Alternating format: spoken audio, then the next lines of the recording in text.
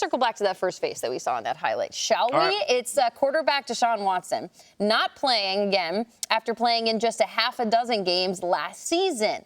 How do we go about talking about the Browns as we enter the regular season with them once again, with Deshaun Watson as their quarterback, but we just don't know what version of him we're getting? In my opinion, they have to take a play from the Denver Broncos playbook and just move on. Oh. You move on. I think sometimes franchises, you get into a situation where you invested so much money into a player and it's not working out and you're just hoping and praying that all of this money just – listen, Myles Garrett isn't getting younger. Nick Chubb isn't getting younger. Denzel Ward, Grant Delpit, David Njoku. You have the supporting cast to be really, really good. Year in and year out, you have a defense that just dominates the NFL football game. But your quarterback hasn't been able to produce like how you're hoping them to. So in this situation, it's just one of those things where, hey, it was something that we were hoping worked, but it hasn't. Let's move on. Let's take advantage of what we have, and the window is now. So that's my opinion. Yeah, I mean, that's. Do you agree? I hear you. Huh? Do you agree? I don't agree to move on from Deshaun Watson. I'm probably one of the very few people that still believes in Deshaun Watson. I know we have not seen, Deshaun Watson play in, more than 6 games since 2020. I mean, and that's when he was playing at a high level. Obviously, there's been off-the-field issues. There's been injuries.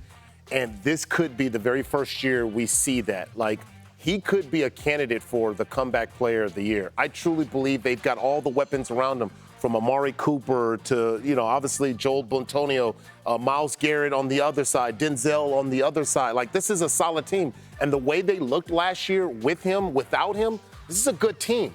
So Deshaun Watson, really, to me, the pressure is off. Like, you got dogs around you. Like, you're ready. You're set. Now all he has to do is just put in the mentals. I mean, from a front office standpoint, Manti, you're talking about, maybe, because being forced because they put all this money into it, they really don't have another option. Like, I mean, it's like, you could go with Jameis Winston, right? You could, but. Can I interest you in some Dorian Thompson-Robinson?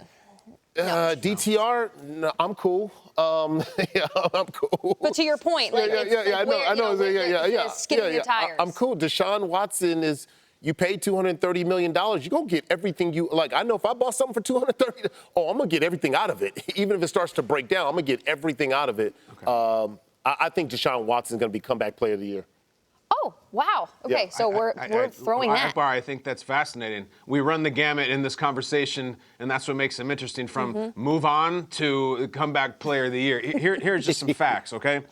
The Browns traded three first-round draft picks for him, plus some more picks. They signed him a 5-year, $230 million deal, fully guaranteed. At this point, he still has over $130 million, fully guaranteed, left on the contract. So, they're in bed with Deshaun Watson, and he ain't leaving. I don't know if they know what he's going to give them. I don't know if I know, if you know. The fact is, and Akbar hit on this, Deshaun Watson has not had a full, complete, quality season since 2020. That's the COVID season. It's been that long.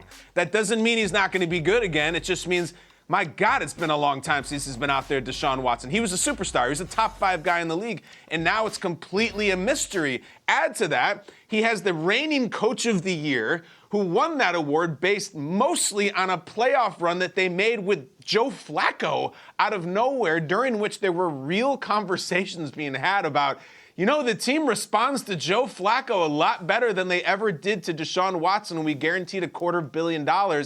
Notice that Joe Flacco is not there anymore, of course. We got him the hell out of there because we can't have that conversation. I think it is, I've said this before, the most enigmatic team in the entire NFL, because the star of the team, who is guaranteed to be there for a long time, we have no clue what we're getting from him. And there's very little conversation about it because there's nothing to sink your teeth into. We talk more about Justin Fields' practice reps in that division than we do about the actual starting quarterback, Deshaun Watson. You got Burrow, you have Lamar, you have whoever the Pittsburgh Steelers choose, and then it's like, oh yeah, there's Watson, who at one point was looked at as the future of the league, maybe the face of the league before everything went to hell. I don't know what to expect week 1. And remember, Week 1, Browns, Cowboys, Tom Brady's first call as an announcer. Everybody's watching it. Everybody's listening to it. And I think even Tom Brady himself is looking at Watson being like, show us something, man. It's been a while. I have no clue what to expect, and I don't even know if Kevin Stefanski does. Yeah.